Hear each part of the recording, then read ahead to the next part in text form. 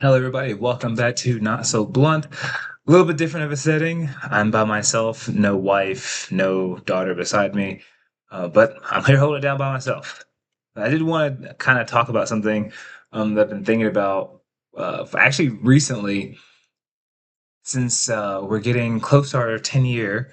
Next year will be 10 years of marriage. And I was just thinking about some of the advice that I've gotten over the years before I got married. And one of the worst things somebody ever said, or worst piece of advice someone gave, was, you as a man, it's okay to yell, get your point across, do whatever you have to do to make sure you're heard, your feelings are expressed.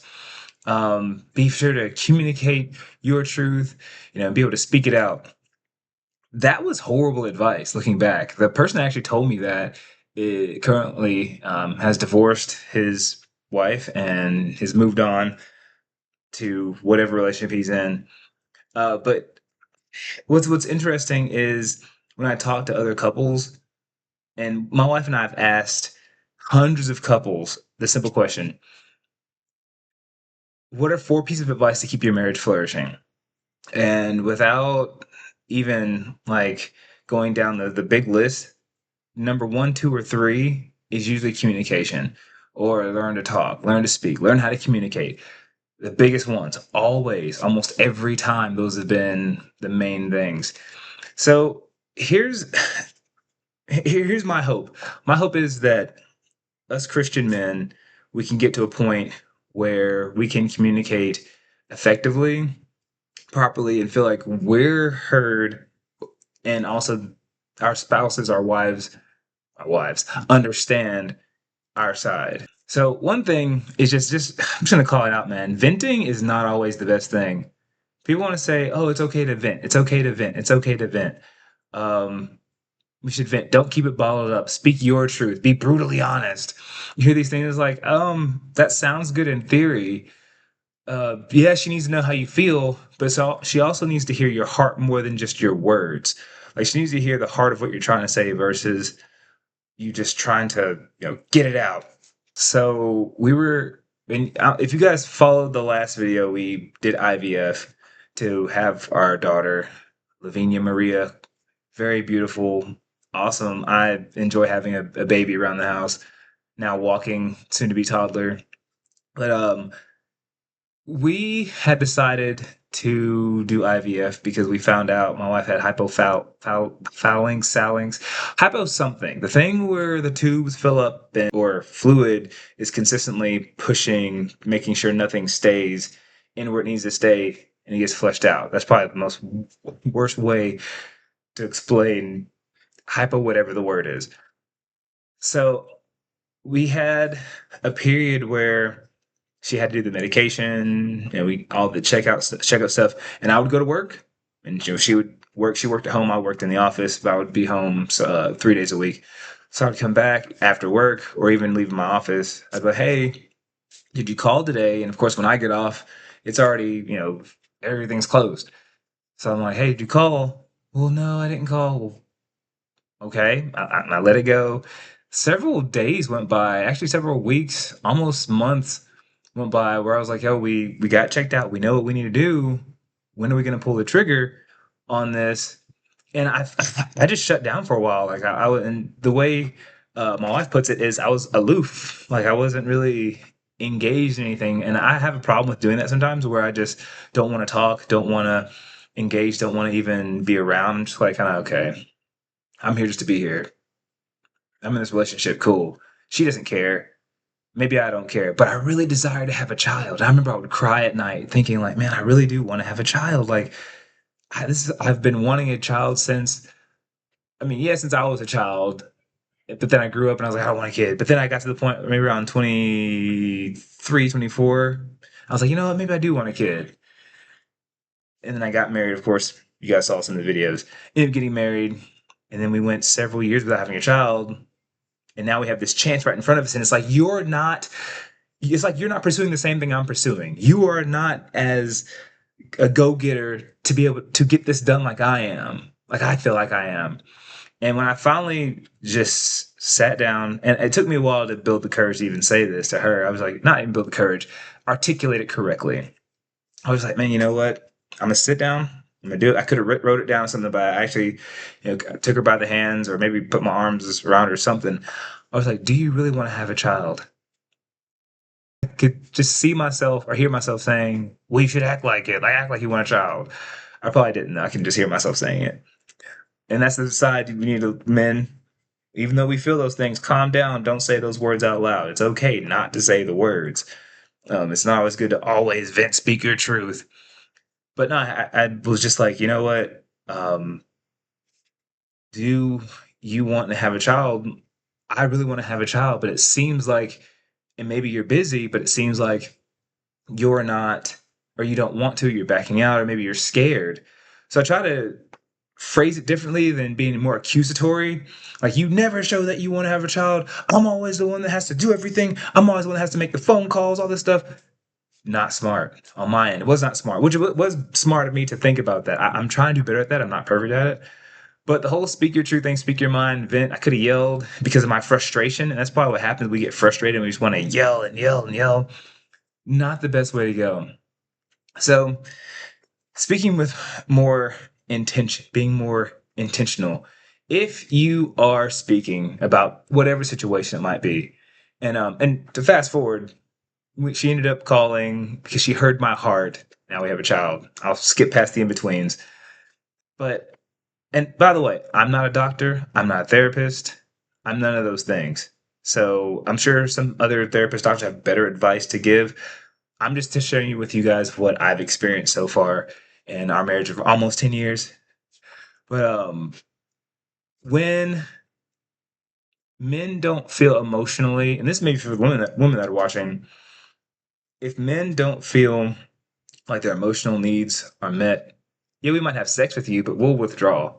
Like, we'll, and some guys will have sex and it won't mean anything. There's no intimacy there. It's just like, oh, well, my emotional needs aren't met. And maybe I'll talk about that in a whole nother video. But back to the men.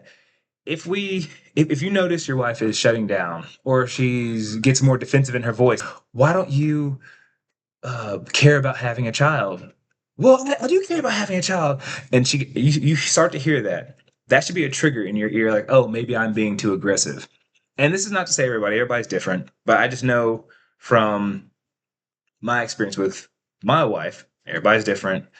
That whenever her voice gets a little bit full, more I guess I was gonna say stiff. That's probably not a good word.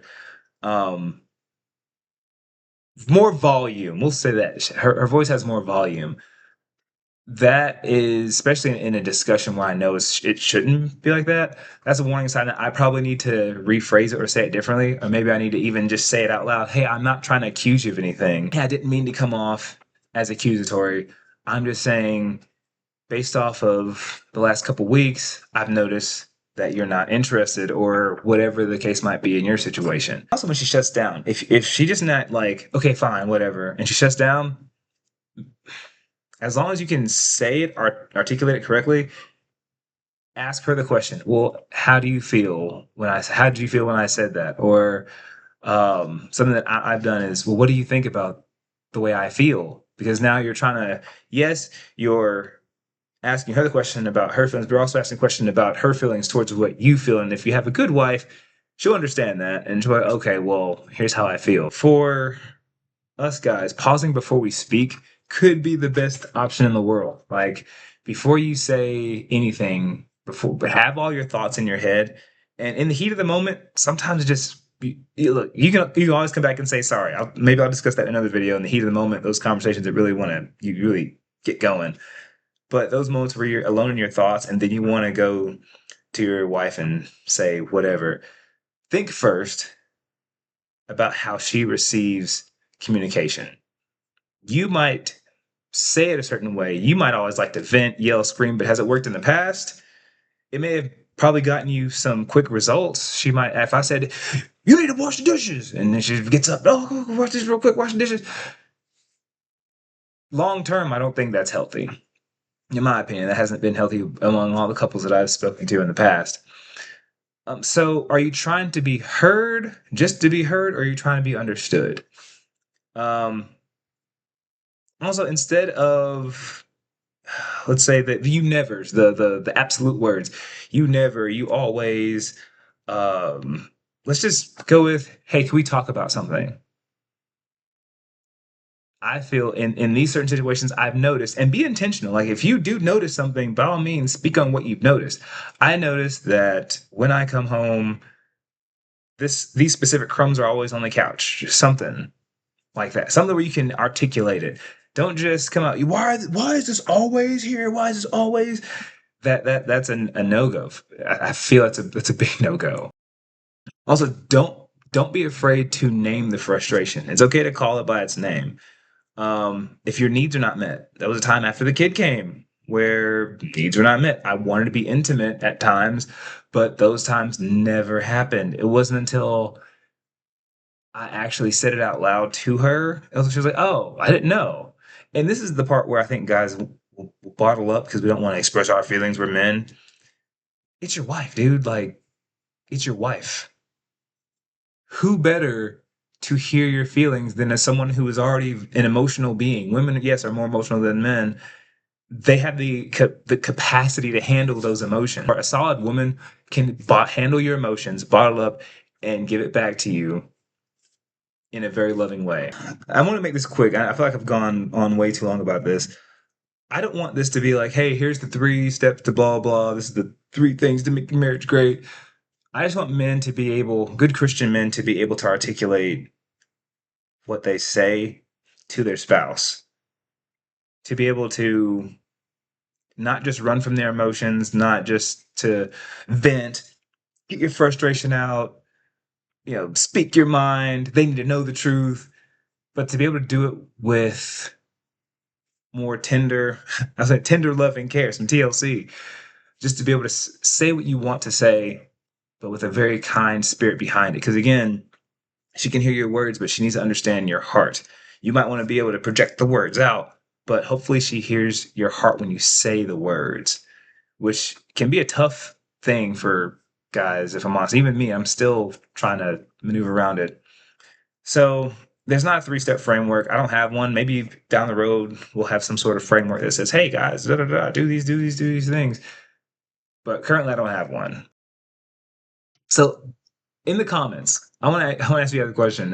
Put this in the comments. I'm actually genuinely interested. What is one phrase you guys? One phrase you? What is one phrase you catch yourself saying when you get frustrated? Drop that below. Maybe and I'll try to respond to some of these. I think one of my biggest ones is when I'm frustrated. Is like I don't I don't say the never always because I've gotten better at not using those, but more like so. I actually paused the video and went back to my wife to ask her the phrase because she hears it probably more than I do when I'm frustrated. She said, "Never mind." That's my response when I'm getting frustrated. Getting frustrated. Usually, never mind, or forget about it, or don't worry about it. Like that's my normal go-to. Like I can see that because I don't like repeating myself. So if I try to get it across the first time, and it's like she's not understanding, I was like, "Never mind." Now, if it's real important, I try to stick it out. I really do try to stick it out. But for the most part, I'm just like, never mind. So I get that. So many men have these things when it comes to communication, venting, speaking truth. But just remember, don't yell. Yelling's not what you should do. Anyway, that's the video. Thank you guys for watching. If you would like to comment, leave the comment of what your responses are or your phrases when you're frustrated are. Like the video, comment, do the things, all that stuff. But until then, have a good one, everybody.